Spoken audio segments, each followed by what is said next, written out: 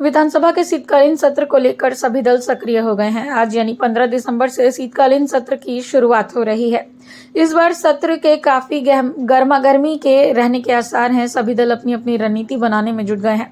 इस कड़ी में मुख्यमंत्री आवास में सत्ताधारी दल के विधायकों की बैठक हुई। बैठक में सत्र के दौरान सरकार का क्या रुख रहेगा, इस पर चर्चा हुई।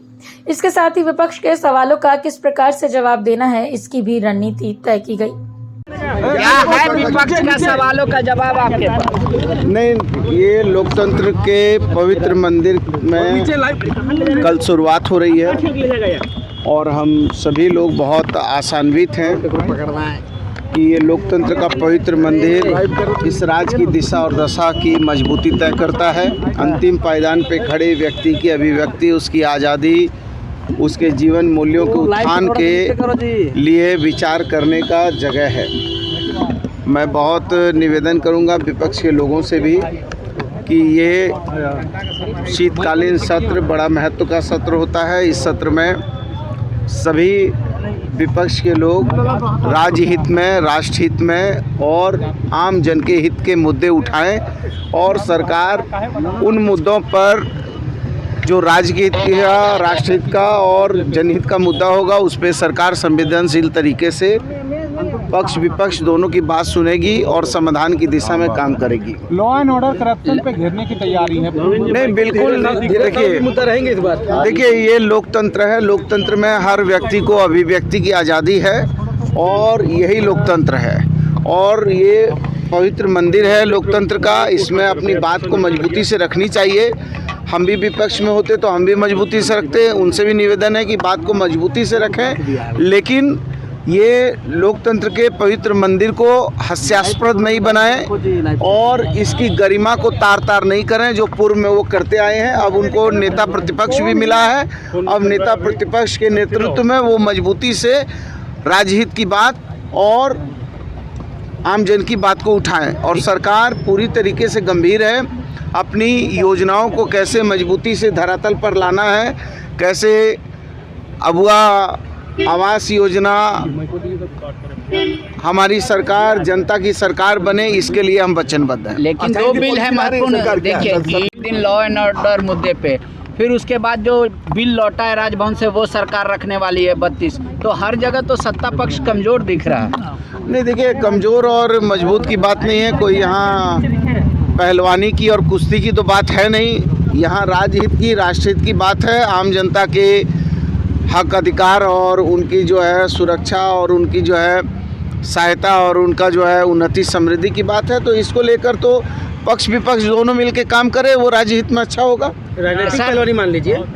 नहीं, राजनीतिक में पहलवानी तो ठीक है, लेकिन पहलवानी भी विद्वता से होनी चाहिए। अच्छा, पहलवानी का भी कोई नियम कानून कायदा होता है, उसमें भी कोई एथिक्स होते हैं, एथिक्स का पालन हो। बन्ना जी 32 और वो पॉलिसी वापस आ गई राजभवन से, सरकार रखेगी ये भी।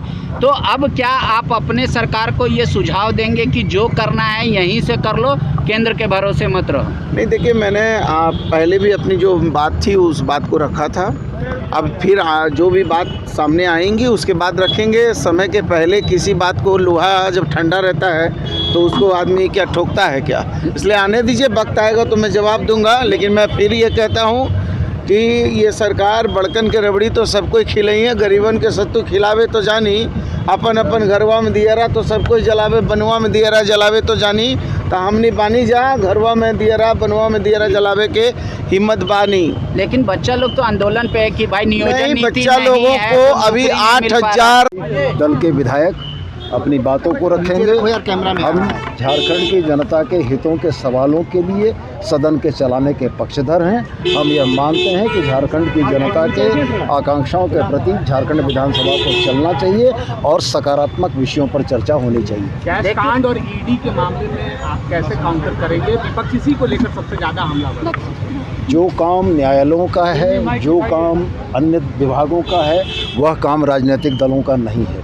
अगर भारतीय जनता पार्टी के लोग राजनीतिक विचारधारा और राजनीतिक दल के तौर पर आचरण करेंगे तो झारखंड की जनता के मुद्दों को समक्ष रखना चाहिए और हम बड़े स्पष्ट रूप से झारखंड की जनता के सवालों पर मुखर होंगे। सोनू जी इस बार लीडर ऑफ अपोजिशन भी हाउस में होंगे, से एक बार रखेंगे क्या, तो एक नई ऊर्जा तो मिलेगी ना बीजेपी को। निश्चित रूप से झारखंड मुक्ति मोर्चा अपने विचारधारा और अपने एजेंडे से पीछे नहीं आएगा। महामहिम राज्यपाल का जिस संदेश के साथ बिल वापस आया है, विधानसभा सम्यक विचारोपरांत उसको पुनः पारित करेगी। फर्स्ट दिन लॉ एंड ऑर्डर का मुद्दा उठा चाहिए कि इस मंत्री का कैसा परफॉर्मेंस है। देखिए, ये आकलन के लिए बैठक नहीं थी, ये बीजेपी को रोकने के लिए बैठक थी। उनके द्वारा जो बनाया गया रणनीति उसको फ्लॉप करने के लिए बैठक थी और हम सबको दायित्व दिया गया है कैसे इनको रोका जाए, है ना। क्योंकि इनके पास जो है अभी 3 राज्य जो जीत गया ना लोग, 3 राज्य जो जीत गया है, बहुत ज़्यादा बौखला भी गया है लोग। तो उस बौखलाहट को ठंडा करना है। अकेला जी को और मुझे दायित्व मिला है और मैं इतना ज़रूर कहूँगा कि नया अभी नेता प्रतिपक्ष मिला है। अमर बावरी जी को मैं कहूँगा कम से कम 4 साल ये लोग बिना माँ बाप के था, अब इन लोगों को बाप मिल गया है भाजपा को, तो निश्चित तौर पर सदन को चलने दीजिएगा। जनता के अहम मुद्दे पटल पे ही हम लोग ला सकते हैं और बेवजह का शोर शराबा, नाटक करना, कपड़े फाड़ना, पैंट फाड़ना, महिलाओं का बेइज्जती करना, ये कम से कम इनको सद्बुद्धि दे। और मुझे लगता है कि थोड़ा सोच बदलेगा, बड़ा सोचना चाहिए और ज़्यादा उत्साहित मत होइए।